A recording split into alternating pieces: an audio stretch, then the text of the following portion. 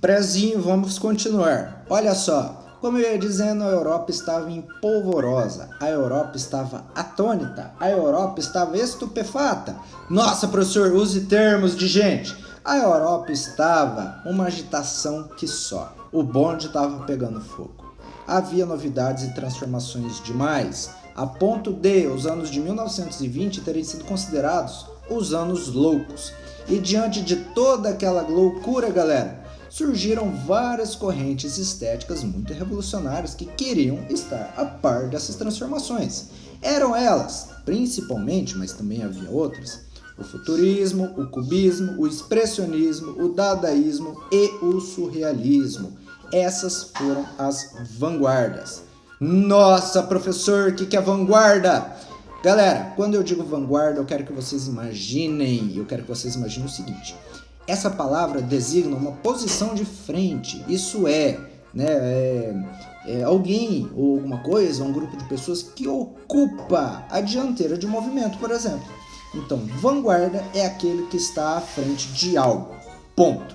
Se a gente está falando de uma Europa, de um Estados Unidos da década de 1920, marcado por uma série de transformações, e essas transformações dotaram aquele período da alcunha os anos loucos, essa galerinha era a vanguarda, eles estavam à frente dessa loucura.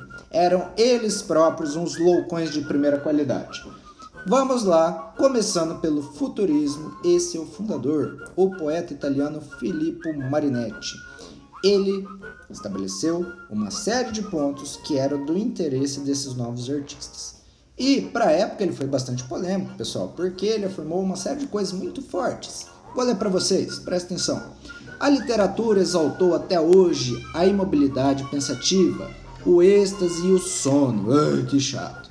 Nós queremos exaltar o movimento agressivo, a insônia febril, o passo de corrida, o salto mortal, o soco na cara. Isso e muito mais. 4. Afirmamos que a magnificência do mundo se enriqueceu com uma nova beleza. A beleza da velocidade. Agora a gente pode até voar. Uau! Um automóvel de corrida com o seu cofre enfeitado por grossos tubos semelhantes a serpentes de hálito explosivo. Um automóvel que ruge e que parece correr debaixo do fogo. É mais belo do que a vitória de Samotraika. Nossa, outro ponto. Queremos glorificar a guerra, a única higiene do mundo. Nossa senhora, esse cara era italiano, por estar na década de 20, ele apresenta aí alguns aspectos fascistas. Todos os homens são reflexos do seu tempo. Lembrem-se, olha só o cara glorificando a guerra. Ela é a única forma de limpar o mundo. Limpar do quê? De gente que ele considera inferior? Que feio, seu Filippo. O militarismo, o patriotismo, o gesto destruidor dos libertários, as belas ideias pelas quais se morre e o desprezo pela mulher. Nossa, professor, que horror. Pois é. Último ponto. Queremos destruir os museus, as bibliotecas, as academias de todas as espécies e combater contra o moralismo, o feminismo e contra todas as baixezas oportunísticas ou utilitárias. O cara declarou guerra a todo mundo, grosso modo, galerinha. Ele propôs uma série de reformulações que estavam a ver com aquele período. O fascismo surgia, o futurismo também. Filippo Moretti é um homem do seu tempo. Ele comunica para aqueles que o leram, para aqueles que o ouviram, elementos de sua época que ele acreditava e das quais ele compartilhava. Próximo, senhores, cubismo. Um de seus principais fundadores foi ninguém menos do que Pablo Picasso. E o objetivo dos que compuseram essa corrente estética, galera, eles tinham por objetivo romper com conceitos clássicos de proporcionalidade e de perspectiva. Por exemplo, é feio, né? Por exemplo, vejam só essa pintura de Pablo Picasso aí do ladinho. Vocês podem notar que ele sobrepôs planos, ele retratou corpos com elementos geométricos, né? Ele apresentou vários pontos de vista de um mesmo objeto, além de colocar, vira e mexe, umas máscaras ritualísticas africanas nas pessoas que ele retratava. Galera, a obra dele, apesar de bastante caótica, ela apresenta traços que podem ser identificados, tá? É possível perceber aquilo que ele desenhou, aquilo que ele pintou. Nessa imagem, por mais bizarra que seja, nós conseguimos identificar mulheres nuas provavelmente sensualizando. Tem um cara sentado aí do lado, ele tá de costas, mas a cara dele tá virada pra gente, o nariz continua pra frente. Ou seja, o cara fez um caleidoscópio, basicamente. Peguem uma pessoinha, dividam essa pessoinha em 1 milhão de pedaços. O braço, vocês apontam ele para cima. E esse braço vai ser no estilo de mangá.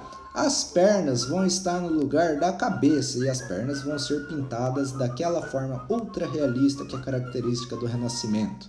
A cabeça desse cara vai estar em art pop, toda colorida. E não vai ter uma cabeça, vai ter outra. Vai ter 8. Vocês entendem, vocês conseguem perceber o que o Pablo Picasso fez aqui? Ele misturou vários estilos, ele misturou várias perspectivas e várias pegadas em uma imagem só.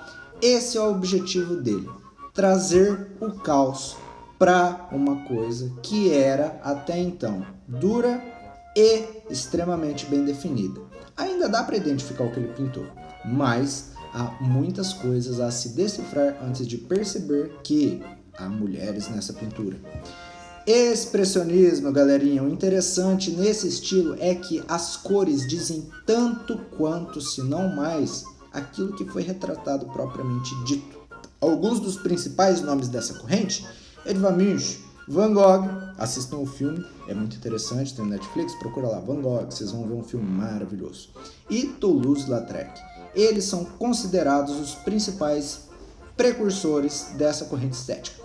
As cores, como eu já disse, pessoal, diziam tanto quanto aquilo que foi retratado. Vejam só essa pintura aqui ao lado de Munch, O Grito. Um personagem aparentemente assombrado está envolto por cores frias, denotando tristeza e qual que é a palavra mesmo? Escuridão. Ao passo que, acima dele e a própria ponte, há cores quentes, dinâmicas, há pessoas andando, tudo está reverberando, tudo parece se mexer de acordo com ondas de calor. Galera, o que será isso senão uma crítica à sociedade industrial? Até então as pessoas se orientavam a partir do sol. A partir de agora é o apito da fábrica que vai apressar as pessoas, no sentido de tá na hora de acordar, acorda, trabalha, produz, vai dormir agora porque amanhã cedo começa tudo de novo. Será que o grito não está expressando justamente a angústia, a dor desse ser humano agora, moderno, diante de todas essas transformações no seu estilo de vida? Eu interpreto dessa forma. E vocês? A arte é livre, interpretem como bem entenderem, senhores. Mas uma coisa é certa, algumas coisas não cabem interpretação. Esses autores, eles tinham por objetivo, e isso é certo, representar o absurdo do mundo moderno, já que o movimento, diferentemente dos futuristas, criticava a sociedade industrial. Os futuristas elogiavam-na, os expressionistas criticavam-na e tentavam trazer à tona as suas mazelas, os seus problemas. Dadaísmo, criancinhas, chegou a hora de falar do pinico. O movimento Dada surgiu em Zurique, na Suíça. Sua principal liderança, o romeno Tristan Tzara. Galera, há diferentes versões buscando explicar o porquê desse Dada. Há quem diga que essa palavrinha refere-se aos primeiros sons emitidos por um bebê. Mas... meus gatos estão dando mortal aqui. Mas... acredito que a gente nunca vai saber ao certo o porquê. A versão mais aceita é essa. São as primeiras palavras reproduzidas por um bebê. E, grosso modo, o que esses caras faziam, pessoal? Eles recusavam a racionalidade convencional, o que tem tudo a ver com essa referência às primeiras palavras de um bebê. Galera, o bebê tem consciência? O bebê pensa naquilo que ele faz? Vocês já viram algum bebê pensando o seguinte: ah, não, hoje eu não vou chorar de madrugada porque minha mãe deve estar cansada. Ah, não, agora que a gente está no shopping, acho que eu vou segurar para fazer cocô em casa. Acho que eu não vou fazer uma cagança aqui agora para escorrer pelas fraldas e dar trabalho para minha mãe, coitada. Ah, eu não vou vomitar agora aqui em cima do meu pai porque ele tá com a roupa nova dele, vou esperar para vomitar em casa. Galera, crianças não têm ética, eu não digo isso para criticar. Os bebês ainda não têm a sofisticação mental suficiente para utilizar-se da razão. O dadaísmo faz referência justamente a isso, galera. Eles fazem uma apologia do acaso, ou seja, a valorização do espontâneo e do casual. Deu na telha? Faça! Afinal de contas, a arte é livre, o mundo é livre, o mundo agora é dinâmico, é muito rápido, é muito louco, tudo é muito louco. Porque a gente vai seguir os preceitos, a lógica e todas aquelas certezas do mundo antigo. Não, senhor! Se eu quiser ir no museu de arte e colocar lá um mictório sujo e falar que aquilo é uma obra fantástica, tão criativa, tão maravilhosa, tão imponente quanto qualquer pintura realizada pelo Da Vinci, eu posso. E assim eles o fizeram, galerinha. E para falar mais um pouquinho sobre o dadaísmo, eu quero que vocês prestem atenção no seguinte. 2 autores dignos de nota, o Tristan Tzara, que eu já falei para vocês. Essa obra aí do lado, uma cadeira e uma bicicleta, um ralo de bicicleta, também é dele. Nossa, professor, esse cara cheirou ilícitos. Pois é. O objetivo dele é causar estranheza mesmo, pessoal. Unir objetos que aparentemente estão super deslocados e estão mesmo, para causar estranheza. Afinal de contas, o que ele queria chamar a atenção é por que eu tenho que utilizar as coisas a partir da funcionalidade para qual elas são feitas. Por que o banco eu tenho que sentar nele necessariamente? E se eu não quiser sentar nele? E se eu quiser quebrar ele e fazer uma fogueira? E a roda da bicicleta? Se eu quiser colocá-la em cima do banco porque eu acho bonito? E a panela, se ao invés de cozinhar, se eu quiser usar ela na cabeça como chapéu? Eu faço o que eu quiser, velho, eu sou um homem livre, eu sou um homem moderno. Era isso que ele tentava comunicar. E por falar em dadaísmo, ele também está presente nos poemas, galera, na literatura. Mas isso vai ficar para a próxima parte da nossa palestrinha. Agora, os senhores terminem esse vídeo junto comigo e iniciem o próximo logo em seguida para não perder o pique. Vamos lá? Espero.